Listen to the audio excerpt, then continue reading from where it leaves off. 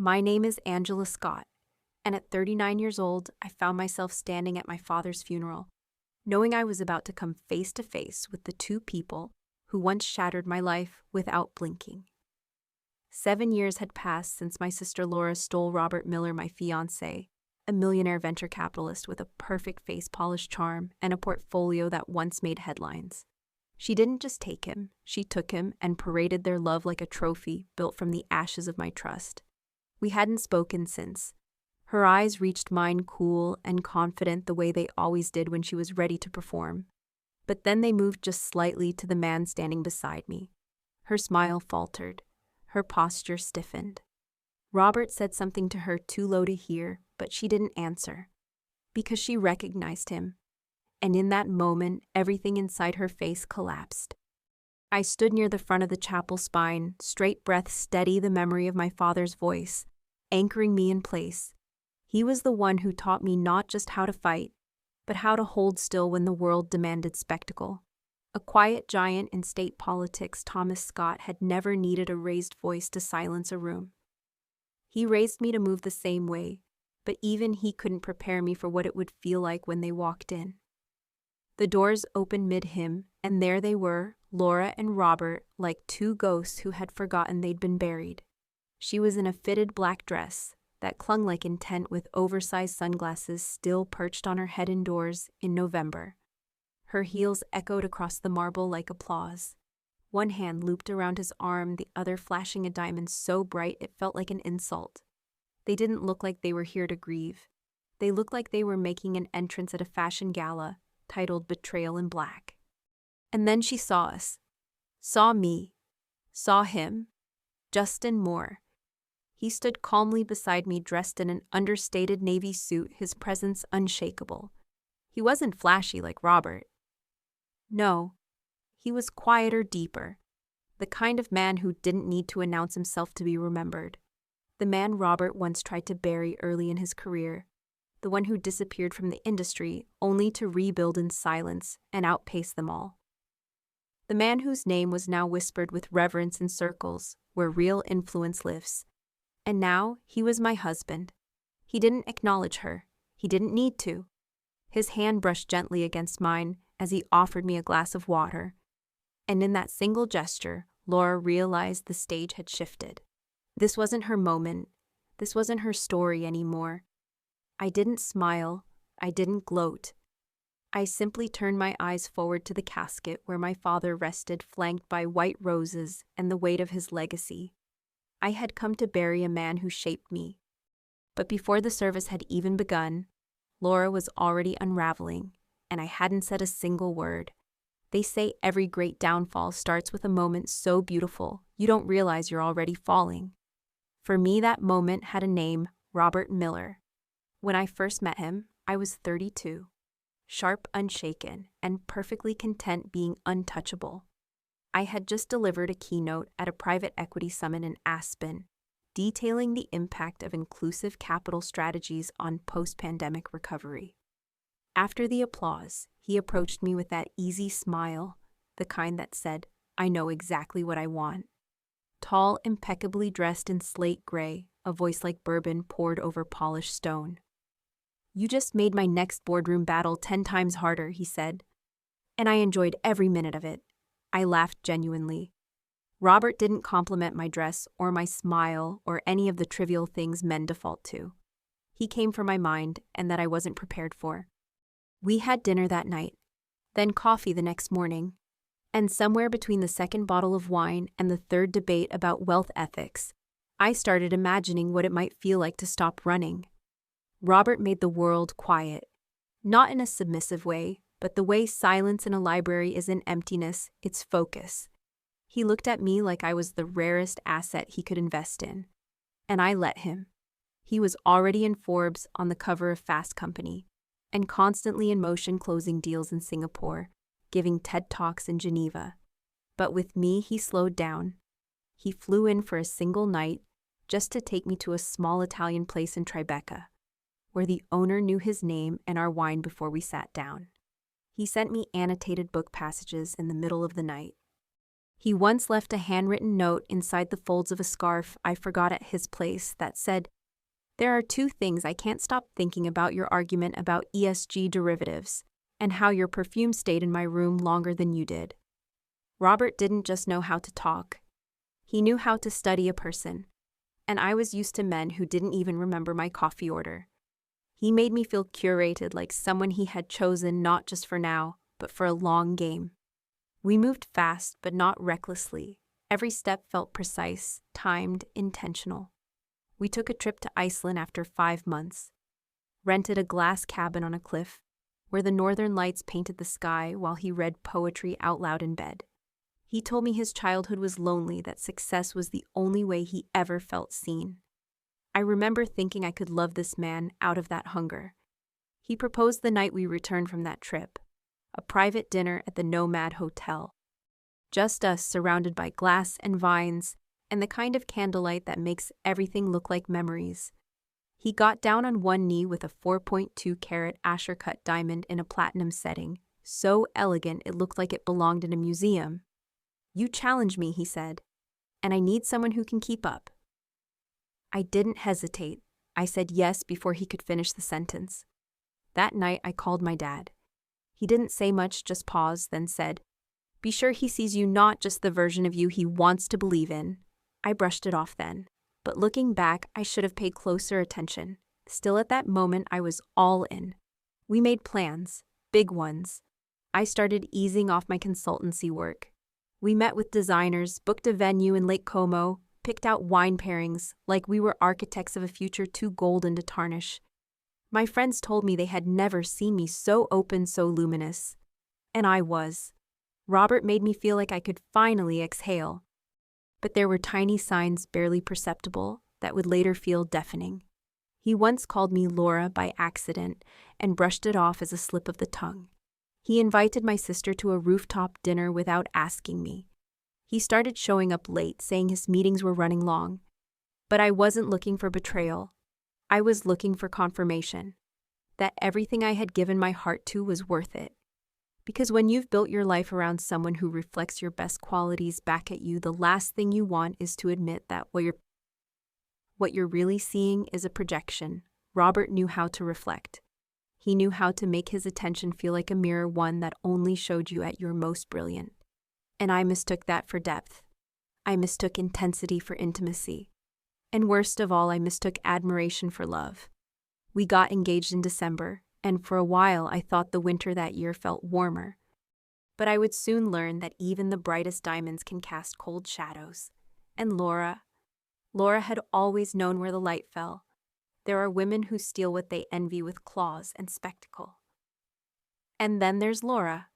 My younger sister didn't take things, she let them fall into her lap, like fate owed her gifts she never earned. She had that soft voice, always a beat too quiet, that made people lean in just to catch her. She moved through rooms like she was trying not to disturb them, but somehow ended up at the center anyway. It took me years to realize that was the trick. The less space she claimed, the more people offered her theirs. She was 24 when she moved in with me.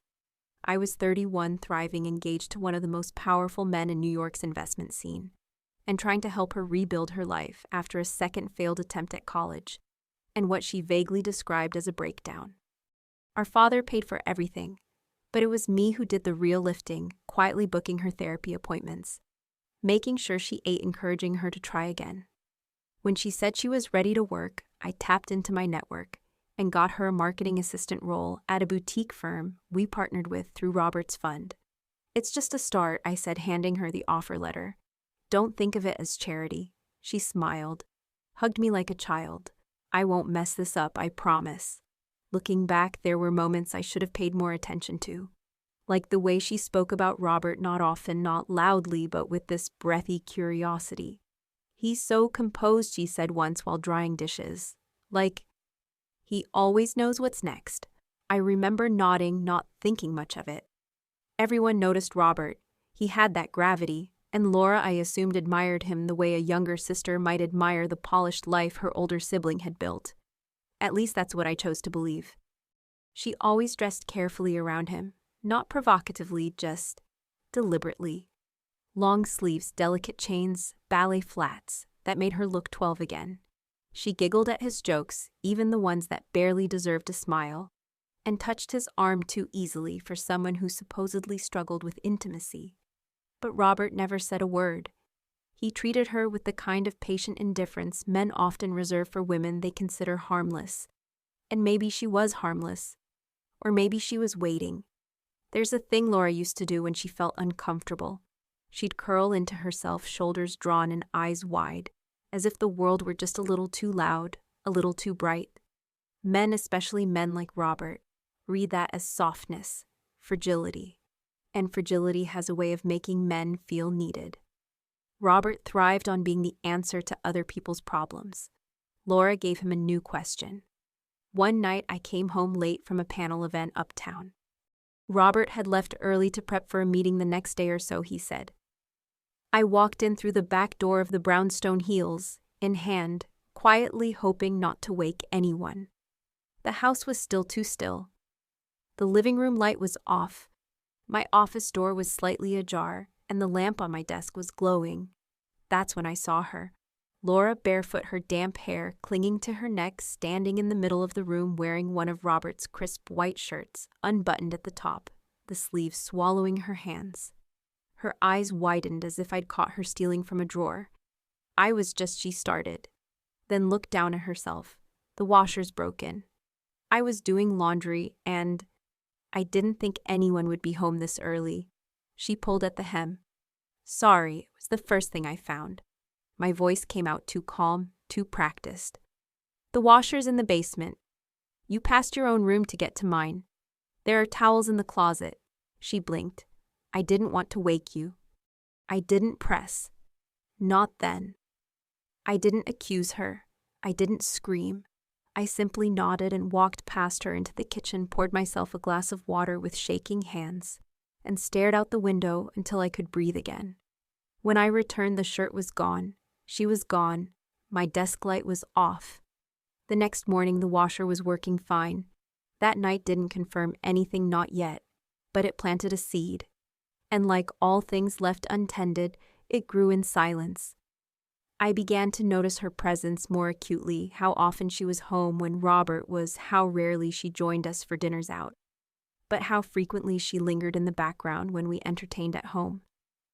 She was always just out of focus, but never really gone. Once at a Sunday brunch, she brought out a dish Robert had casually mentioned, liking something obscure and complicated. I'd forgotten he liked it. She hadn't. He looked surprised, then flattered. I laughed it off. Wow, Laura. Taking notes, she smiled demurely. I remembered details. There was no rule against kindness. No line clearly crossed. But something inside me started to erode. The quiet erosion of trust that doesn't make a sound, only cracks. I still loved her. I still wanted to believe in her. But part of me began stepping back from conversations, studying them both the way you watch two strangers across a crowded room, trying to decide if there's something unsaid happening between them. When I voiced my discomfort to Robert casually, tentatively, he shook his head. Angela, she looks up to you. To us. Don't make this into something ugly. I wanted to believe he was right, that I was paranoid, that I was projecting insecurities from past relationships. I had always prided myself on being reasonable, rational, and reason told me Laura is your sister. Robert is your fiancé. You are imagining things. Still, one night I started locking my bedroom closet. I told myself it was for safety, habit, nothing more. But that was the beginning of the end, and I didn't know it yet. The twist, if you can call it that, isn't that Laura betrayed me. The real twist is that I saw it coming, and I talked myself out of believing it. Because love makes you blind, but sisterhood makes you willingly blindfolded. And by the time I was ready to open my eyes, the damage had already been done. There's a kind of silence that doesn't bring peace. It buzzes beneath the surface like something's humming behind the walls of your home, but you can't find the source. That's what our apartment felt like in the months leading up to the end. On the surface, things were fine. He still kissed my temple every morning. Still asked if I needed anything when he grabbed coffee on the way to work. Still signed text with a heart emoji. But underneath, I felt it, something unspoken shifting its weight. I tried to shake it off at first. Maybe I was just tired. Maybe work was draining me. Maybe I missed my sister. Maybe I missed something I couldn't name. It started with the little things. The way Robert began to linger longer in the guest room, to take calls because he said he didn't want to disturb my sleep. The way his phone never left his hand even during dinner. Once he flinched when I reached across the table to refill his wine and brushed his screen. Just muscle memory, he claimed. I'm in the middle of a sensitive pitch, he added. NDA stuff. I nodded, but I couldn't ignore the way his eyes darted to mine when he said it like he was checking to see if I bought it. One Friday, he canceled our dinner reservation at a little Thai place we both loved. Investor call, he texted. Rain check. I stayed home that night, made pasta, poured wine, and sat on the couch flipping through photos on my phone. Pictures of us smiling at galas, on rooftops, on boats, all of them staged and polished. I opened Instagram to distract myself and saw Laura's story just 5 seconds. A wine glass.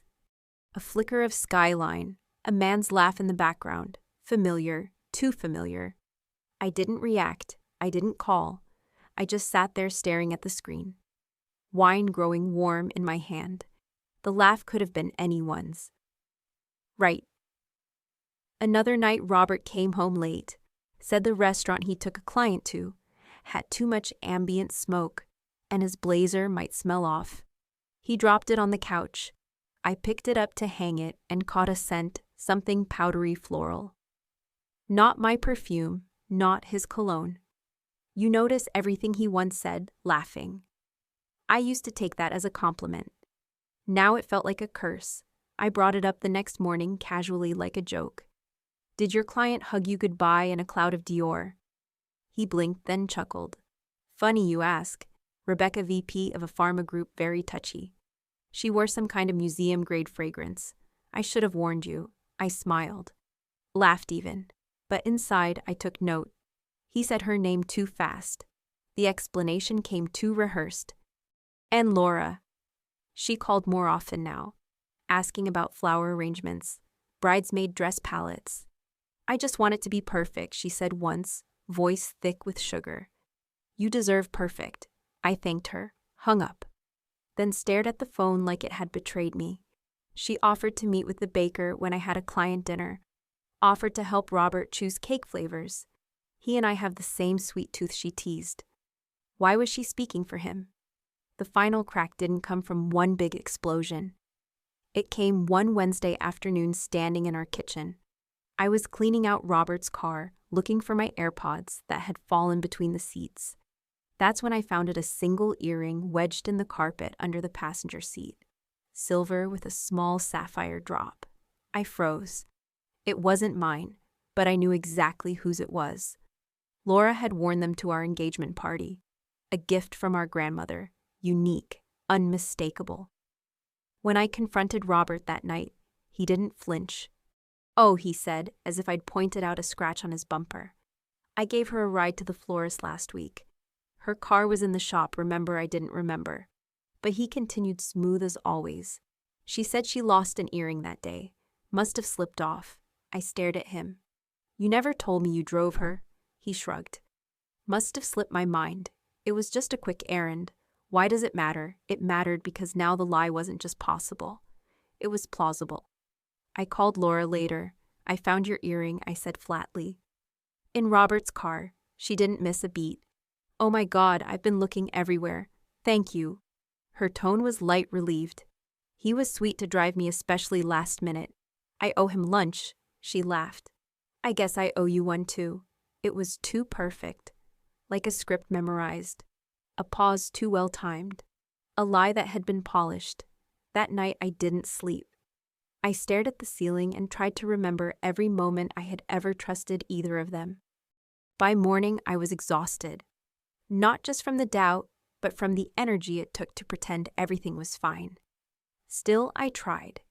I booked a weekend at a spa upstate, bought new lingerie, made his favorite dinner from scratch.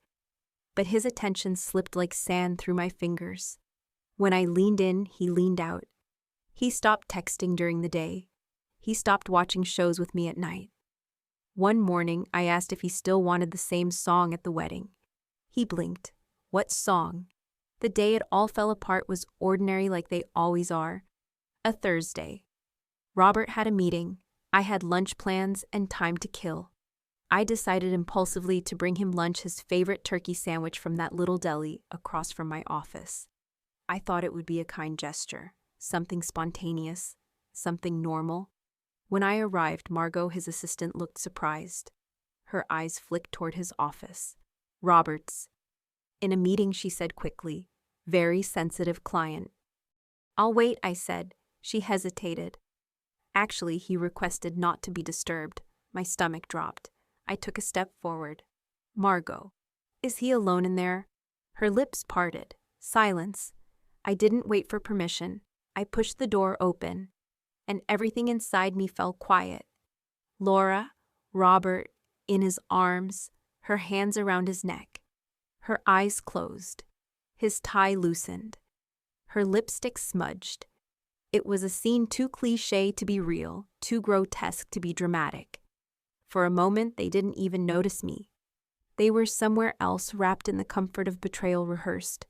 When they did, Robert stepped back first. "Angela, this isn't what it looks like." Laura didn't lie. She didn't have to. She just looked at me and waited for me to react. I didn't scream. I didn't cry. I just asked how long. Robert looked at Laura, then at me.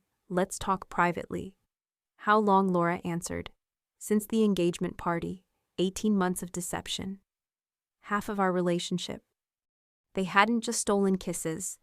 They'd stolen time, dignity, sanity.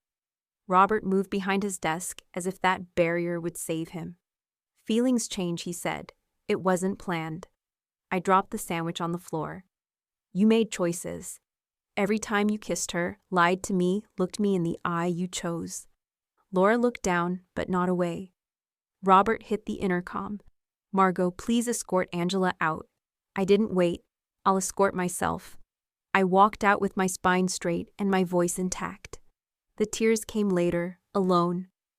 On the bathroom floor, where I called my father and couldn't speak through the sobs.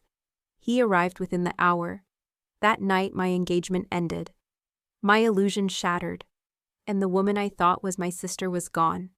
Not in blood, but in every way that ever mattered. Grief doesn't always come after death. Sometimes it arrives in the middle of the day, wearing your sister's perfume and your fiancé's watch. I remember thinking that the worst part of betrayal would be the explosion, but it wasn't. It was the quiet afterward. The days that followed were strangely still. No dramatic storms, no screaming matches, just silence and logistics. My mother helped me cancel the wedding. My father dealt with the venue and the deposits, and the florist who sent peonies 3 weeks early. My bridesmaids cried more than I did. I think they were mourning the dream. I was mourning the lie. I moved out of the brownstone within 3 days. Left behind the china we picked together, the coffee table, we argued over the rug I had flown in from Istanbul. I took only the things I'd bought before Robert. My clothes, my books, my silence. Laura had already moved in. Her coats were in the foyer closet when I went to retrieve the last of my jewelry. There was a new photo on the console table, Robert smiling, her hand on his chest. My grandmother's sapphire ring on her finger. I didn't touch anything. I didn't speak. I handed the doorman an envelope labeled remaining items and walked out. I never looked back. I didn't sleep the first week.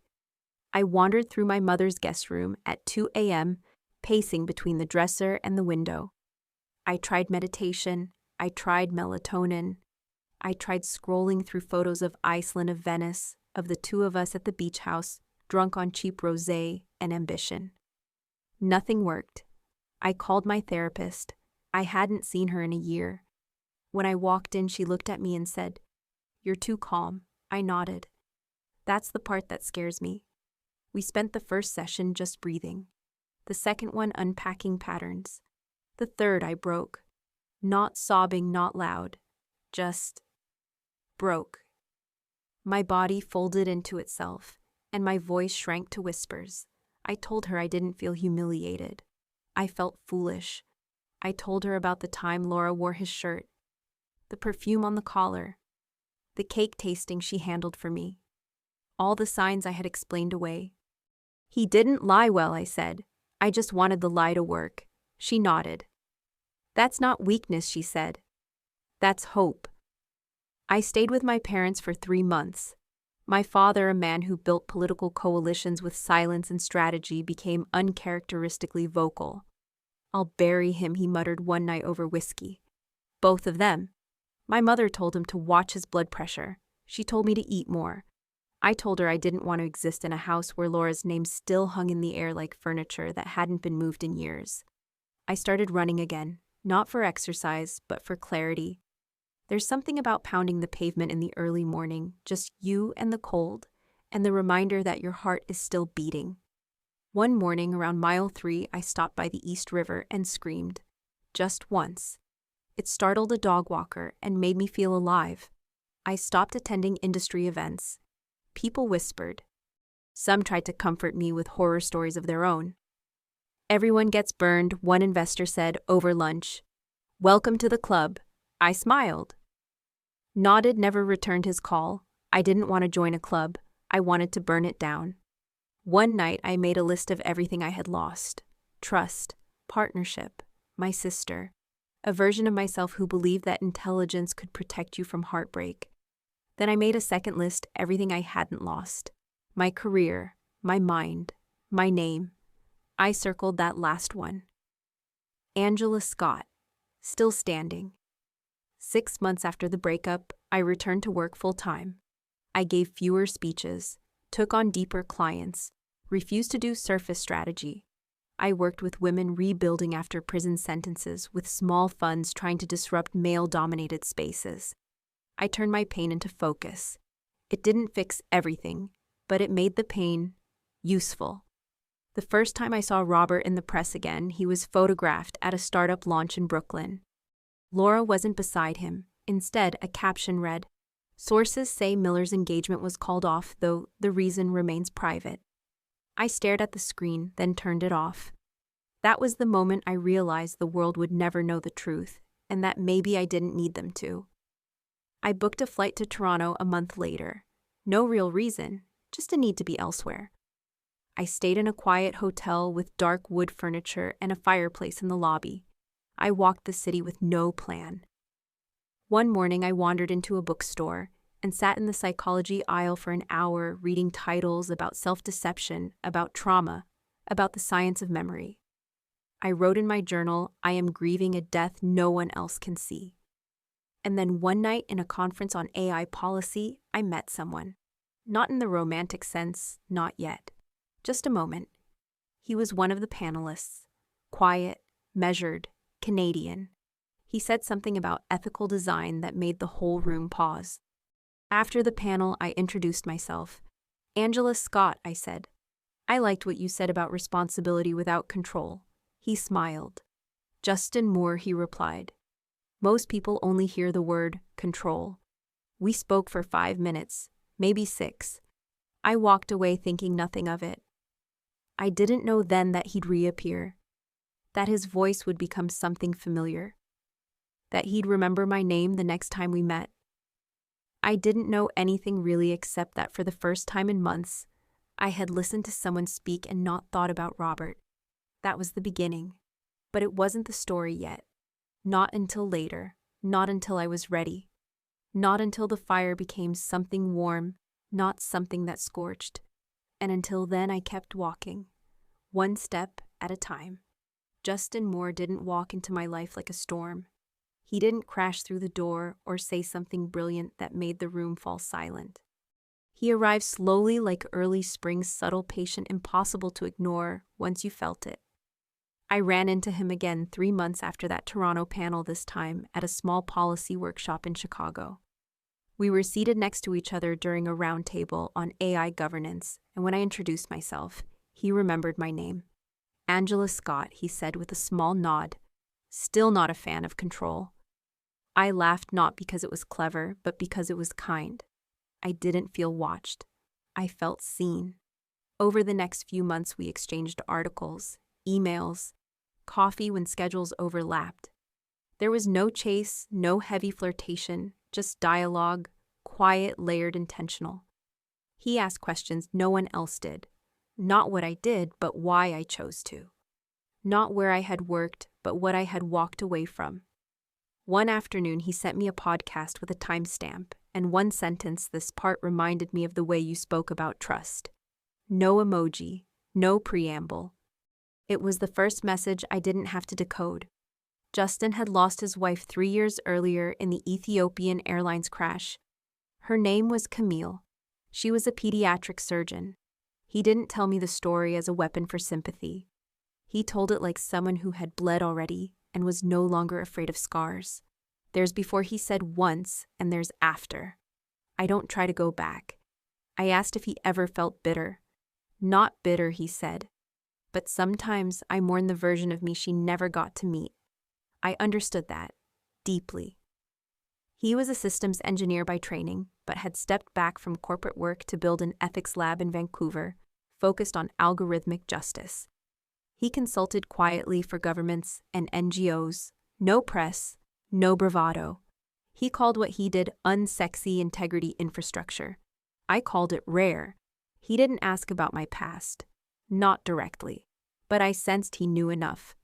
One evening over a shared bottle of red, I asked him point blank, "Do you Google people?" He smiled. "Only when I want to know what not to believe." It wasn't romance at first, it was restoration. He became the first man whose silence felt comfortable. With Robert, I had learned to perform connection. With Justin, I learned to pause, to inhale, to rest my armor. He never asked me to shrink, never joked about my ambition, never implied that his presence completed me, and that made me want him even more. We started dating slowly, dinner in, walks by the water, bookstores on rainy afternoons. The first time I panicked midway through a casual meal, hands shaking, breath short, he didn't flinch. He stood moved beside me and waited in silence. No questions, no attempts to fix me, just presence. Afterward, he said only, "You don't have to earn being okay." The more time we spent together, the clearer the contrast became. Robert had been a projection, confident, magnetic, but always a little too aware of the mirror. Justin was substance, stillness. He didn't charm, he engaged. He didn't light up rooms, he anchored them. And somehow, without trying, he made me want to be both softer and sharper. One evening, while preparing dinner, I mentioned Robert in passing his investment style, his tendency to over-leverage. Justin paused. "Robert Miller," he asked. I nodded. Why, he was quiet for a second, then said I knew him. Briefly, years ago, I raised an eyebrow. How briefly? He set down the knife, wiped his hands on a towel. He offered to buy into a startup I was part of, said all the right things, then tried to push us toward a merger that would have given him controlling interest. When we declined, he spread doubts among our funders. We lost the next round. Had to fold. My breath caught. "Why didn't you tell me?" he shrugged. Didn't seem relevant to who we are now. I studied his face, searching for resentment, for ego, for any trace of vengeance. But there was none. Just clarity, maturity, peace. "That's who he is," Justin said softly, "not who I want to become." That night I sat on our balcony long after he'd gone to bed. The city lights flickered like thoughts I hadn't finished. Somewhere in the distance, a siren wailed. I thought about patterns, how we repeat them, how we break them. Robert had made me feel like I had to choose love or dignity. Justin made me realize the right person wouldn't ask for the choice. The first time he said "I love you," it wasn't cinematic. We were doing laundry. I was folding a shirt that wasn't mine. He said it like it was fact, not confession. I froze. Not because I didn't feel the same, but because the words had been weaponized before. "You don't have to say it back," he added. "Just don't walk away." I didn't walk away. I whispered, "Thank you." It wasn't poetic, but it was honest. Later that night, I whispered it again. "I love you." It felt like a reclamation. A year into our relationship, he invited me to move in. His home was quiet, lined with books filled with light and the faint smell of cedar. There were pictures of his late wife, carefully framed, not hidden, not dominant. Just respected. I asked if he wanted to take them down. He shook his head. "You're not here to erase her.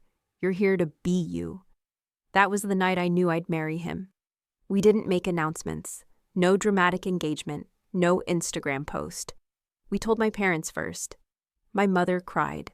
My father, ever the stoic, nodded. "He's got steel in him," he said. "And grace." "That's rare," I agreed. Quietly. I still had nightmares sometimes. Woke up in sweats, heart pounding. In those moments, Justin never tried to analyze. He just wrapped his arms around me and whispered, "You're safe." And slowly, I began to believe it. Healing, I learned, isn't linear. It's not a clean upward slope. It loops, stalls, doubts, but it moves. With the right person beside you, it moves. And for the first time in a long time, I didn't feel like I was trying to outrun my past. I felt like I was walking into a future of my own design. And that, more than any revenge, more than any apology that never came, was the quietest, deepest kind of justice I could ask for. My father's voice still echoed in the corners of that house, even though it had been silent for days. I stepped off the plane with my coat wrapped tight around me, not because of the chill in the Boston air, but because I didn't know what else to hold on to. The call had come 2 nights ago, short-clipped, as if grief didn't know how to speak. Angela said, my aunt's voice brittle and hollow, "Your father passed in his sleep." And just like that, my breath had fractured in my throat. 7 years. 7 whole years since I'd left this town behind the memories, the betrayal, the faces I never wanted to see again. And now I was back, not for a wedding, not for closure, but for a funeral. My father's funeral. He had been the one who kept the world from collapsing when it all went dark. After Laura, after Robert, after the engagement unraveled like wet paper, he was the one who showed up at my apartment at 2 a.m. with takeout and no questions. "You don't have to talk," he'd said, setting the bags on my kitchen table. "But you have to eat." We barely spoke that night, and yet I'd never felt more understood. I'd missed his last years. The guilt wrapped around my ribs like wire. Driving up the long road toward my childhood home, I barely recognized the place. The maple trees had grown heavier, casting long shadows over the cracked sidewalk. The porch light was on, though it was midday, a detail so typically him. He always said light made people feel safe, even when no one was watching. Inside, the scent of furniture polish and old books remained. The familiar creak in the floorboard just past the entryway hadn't changed. My suitcase thudded against the hardwood floor, but I didn't move. My eyes fell on the chair by the window, his chair. Worn brown leather, the armrest smoothed by time and habit. His reading glasses still hung on the arm, like he'd only stepped away to make tea. For a second, I could almost pretend. The guest room hadn't changed either. Still painted that soft blue he said reminded him of Maine. I stood in front of the mirror, trying to picture myself as he last saw me through a screen, hair pulled back in a Zoom call. Voice hurried, "I'm doing fine, Dad. Work's been crazy." I'd promised I'd come home that Thanksgiving. I hadn't. I unpacked slowly. Not because I had much to bring, but because I was stalling. Somewhere in this town, Laura and Robert were breathing the same air. Maybe they'd already heard. Maybe they'd be at the funeral. The thought made my stomach clench. There had been a time when the 3 of us had stood in the same kitchen, clinking champagne flutes, pretending we were a family. That was before the earring, before the whispered calls, before the night I opened Robert's office door and saw Laura perched on his desk like a trophy. I sat on the edge of the bed and stared at the blank notepad beside it. My therapist had once told me to write letters I never intended to send. Write to the pain, she'd said, even if you never mail it. But today the pain wasn't a shape I could address. It was a quiet, aching fog. At dusk, I walked to the backyard where my father had spent summers tending his tomatoes. The trellis was still there, though the vines had dried. I knelt beside the wooden planter box and traced the carved initials he made years ago, A.S., back when he built this garden for me to grow wild flowers. You need something to care for, he'd said, handing me gloves too big for my hands. The next morning came too soon. The sun was out and different. I dressed in a black wool dress I hadn't worn in years, kept only for courtroom presentations and worst-case scenarios. My fingers paused over my wedding ring, simple platinum, no diamonds. I'd never been one for show. Not like Laura. Justin came in quietly already in his suit. "You sure you're okay?" he asked, adjusting the lapel on his jacket. I nodded, and for a moment I let myself lean against him. His calm had become my shelter. Unlike Robert, Justin never made promises on rooftops or declared love in press releases. He showed it in other ways, in the way he always chose the booth facing the door, so I'd feel safe, in how he'd get up quietly at 3 a.m. when my nightmares woke me, just to sit beside me and listen to the silence. At the church, everything blurred. Condolences came like waves, touches on my arm, murmured apologies, familiar eyes I couldn't quite place. I spotted Father James preparing his notes at the pulpit. The pews filled with neighbors, old co-workers of my dad, friends from the coffee shop, where he had spent his retirement mornings reading the paper and arguing about baseball stats. And then the room shifted. I didn't see them enter, I felt it. That hush, the kind of pause that happens when a story walks back into the room. Heads turned. I looked up. Laura. She was in black, of course, but not morning black. Designer black. Her dress shimmered slightly under the stained glass light. Next to her, Robert, still too tall, still impeccably dressed, still pretending he hadn't destroyed lives. His hand rested lightly on the small of her back. They walked in like they owned the air. Her hair was styled in soft waves, the kind that take hours and money. She wore her old trickster smile, the one that said, "This isn't my fault, but I'll enjoy it anyway." Her heels clicked like punctuation marks down the aisle. Her eyes found me, cool, confident. The way they always did when she was ready to perform. And then something shifted. Her gaze moved just slightly to the man standing beside me, Justin. She stopped walking. Her smile faltered. Her spine straightened rigid. Robert looked at her, whispering something I couldn't hear. But she didn't answer, because she recognized him. And in that moment, everything inside her face collapsed. Justin's hand slipped into mine gently, his expression neutral but unreadable. His eyes didn't leave Robert's. The next seconds were slow motion. The room went quiet, not because anyone noticed what had just happened, but because grief carries its own kind of gravity. But I saw it. I saw the flicker in Robert's eyes, that rare break in his polished composure. His jaw tightened like he'd seen something he hadn't planned for. A ghost from a boardroom. A reckoning in a black suit. And that was just the beginning. I didn't need to look at Justin to know he had that calm, razor-sharp stillness he always carried into every boardroom. The kind that made seasoned executives second-guess their positions. The kind that silenced men like Robert Miller before they even opened their mouths. I turned slightly toward Justin as if to ground the moment. He reached for my hand, not possessive, not performative, just present. My anchor in this storm of old wounds and cold wars. "Do we take our seats?" he whispered. I nodded, and we moved toward the front. Laura and Robert hesitated. I saw her fingers twitch. Robert's jaw clenched. They didn't follow. I led Justin to the pew beside my father's empty chair, the one I'd reserved in memoriam, draped with the old navy cap Dad had worn every summer at the lake. The one Laura never remembered to bring back after borrowing it for a boat day. Justin reached down and adjusted it slightly, a quiet gesture of respect.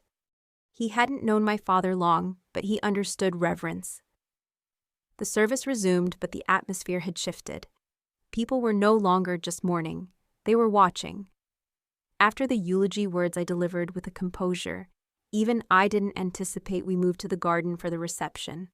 A light drizzle kissed the roses my mother had once planted. I stood near the back table receiving quiet condolences when I felt a shift in energy behind me. Laura's perfume, floral and aggressive, announced her before she spoke. "Angela." Her voice was lower than I remembered. Or maybe I had just grown. Laura. I turned, offering a polite nod. Robert. He gave a curt nod, eyes flicking to Justin, then back to me. Sorry for your loss. Thank you. Justin stood slightly behind me, quiet but unmistakable. Laura glanced at him, then away, then back again, like someone unsure if they were seeing a ghost or a reckoning. I didn't know you'd come back, she said. It's been years. 7, I replied. Since you last wore my engagement ring. Robert stiffened. Laura flushed. I thought maybe you wouldn't want to make things uncomfortable, she said, her smile brittle. Don't worry, I'm quite comfortable, I said.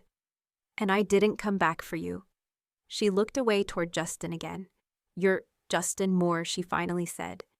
I didn't realize you were my husband, I supplied evenly. Robert's hand resting on the small of Laura's back dropped. Justin extended a hand toward him. Good to see you again, Robert. Been a while. Robert shook it reluctantly. Since Zurich. Or was it Singapore? Justin mused, eyes narrowing just slightly. I lose track. So many exits. So many burned bridges. Laura glanced between them. Wait, you two know each other, Justin smiled. Pleasant, unreadable. We crossed paths during a funding round years ago.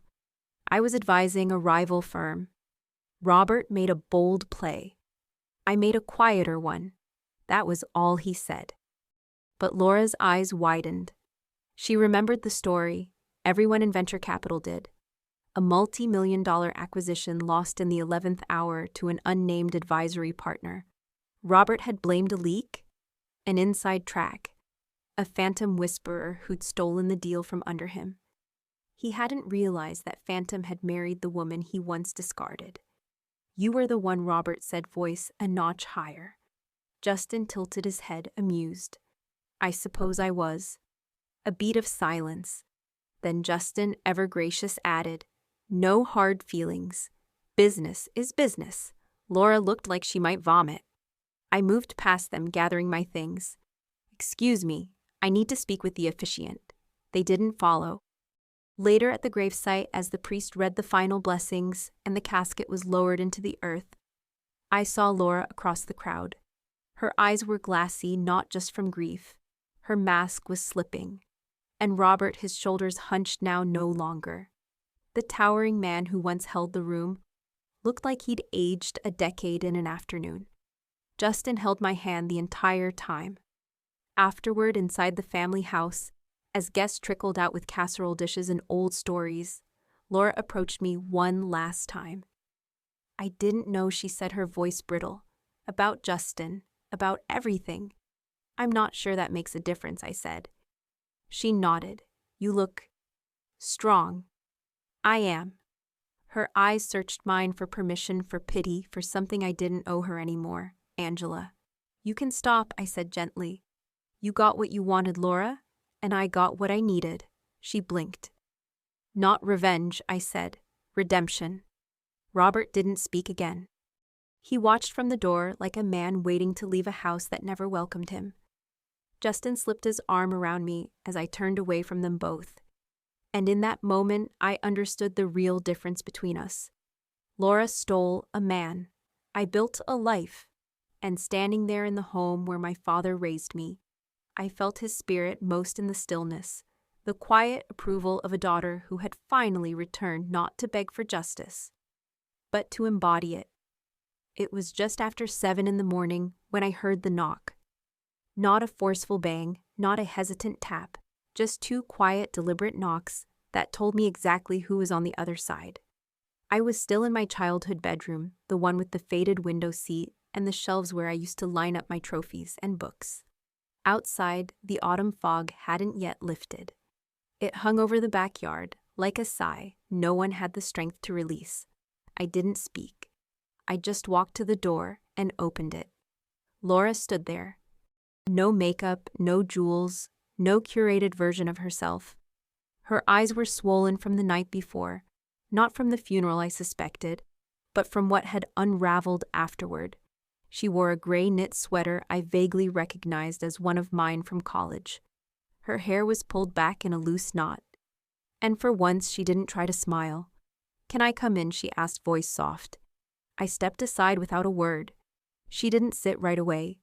Her eyes traveled around the room like a tourist returning to a forgotten country. Then she sank slowly onto the edge of the bed, shoulders hunched in a way I didn't remember seeing since the year she failed her first college midterms, and locked herself in the bathroom until I came to pick her up. "Do you remember that time Mom left the cinnamon rolls too long in the oven and tried to blame the oven timer?" she asked suddenly. I blinked. "You mean the timer that was never set?" Laura gave a weak chuckle. "Yeah, that one." Silence. Then she looked up and her voice dropped. "Are you happy, Angela?" I didn't expect the question. Not now, not from her.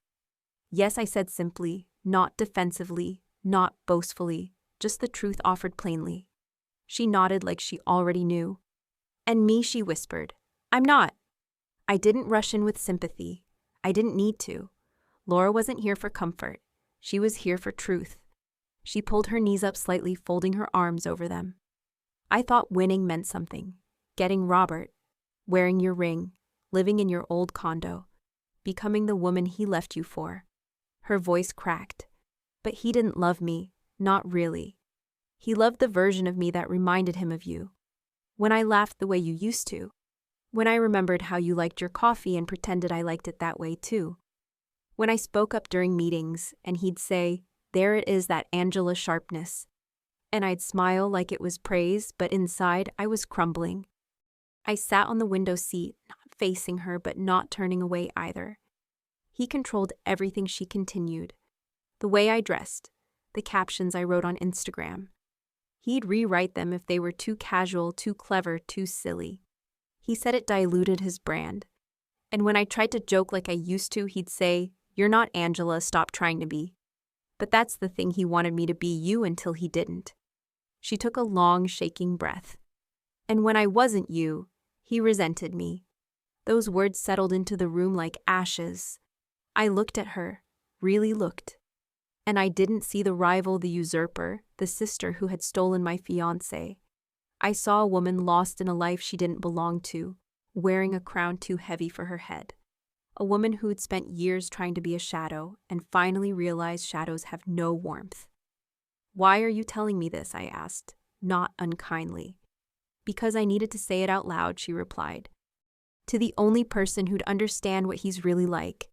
And maybe I just needed to admit that I was wrong, that I let jealousy ruin us, that I made the worst possible choice, and now I don't know how to fix anything." I said nothing. "I'm leaving him," she added after a pause. "I talked to a lawyer 3 months ago. The prenup means I won't get much. But I don't care anymore. I just want out." I nodded slowly, not in approval, just acknowledgement. Laura reached into her cardigan pocket and pulled out something small. A photograph. One of us from when we were maybe 10 and 12, sitting on the back porch, each with a melting popsicle, grinning like we had no idea how complicated life could become. She handed it to me. "I kept this all these years," she said. "Even when I hated you. Even when I pretended not to." She stood. "I'm not asking for forgiveness," she said. "I don't deserve it. I just wanted you to know I'm not her anymore. I'm not the girl who took what wasn't mine and wore it like it fit. I want to figure out who I really am, outside of your shadow, maybe even become someone I don't need to compete with." There were tears in her eyes, but she didn't cry. She turned to leave, but just before stepping out, she looked back. "Angela," she said, "he's not your ghost anymore. I know that now." And then she was gone. I stayed there for a long while, holding the photo, listening to the quiet hum of the morning settling over the house. And for the first time in years, I didn't feel anger, or even relief. I just felt stillness. The kind that comes after a storm. The kind that says, "You've survived. Now choose what comes next." The rain in Vancouver was softer than I remembered. It didn't slam down like a storm, it whispered. It filtered through the morning air like a curtain rinsing the streets clean without apology. It was the kind of rain that doesn't demand attention, but insists on being felt. I opened the studio window, just slightly letting in the sound of it.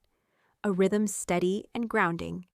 The kettle whistled behind me, followed by the familiar clink of ceramic.